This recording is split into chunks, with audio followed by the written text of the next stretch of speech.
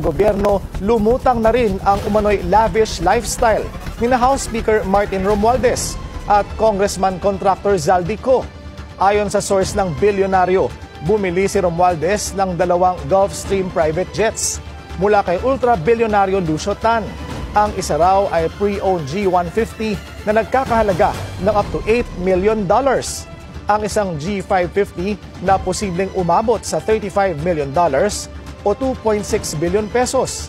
Nakapark daw ang aircraft sa hangar ni Tan at nakuha na raw nito ang atensyon ng Malacanang. Si Zaldico naman na nasa Amerika, pinupull out na umano ang kanyang sariling fleet ng luxury jets at choppers sa Pilipinas. Ayon sa mga dokumentong nakalap ng bilyonaryo, pinapa-register na ng kanyang Misibis Aviation ang fleet nito.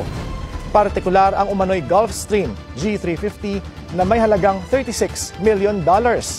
Ang namumuno sa aircraft leasing business ang anak ni Ko na si Michael Ellis Ko.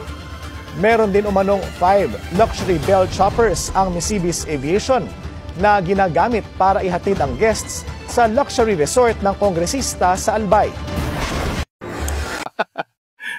Iniisa-isa na nila tayo, pre. Anong gagawin natin? Bahala na, pre. Sakit-sakitan na lang muna ako sa Amerika.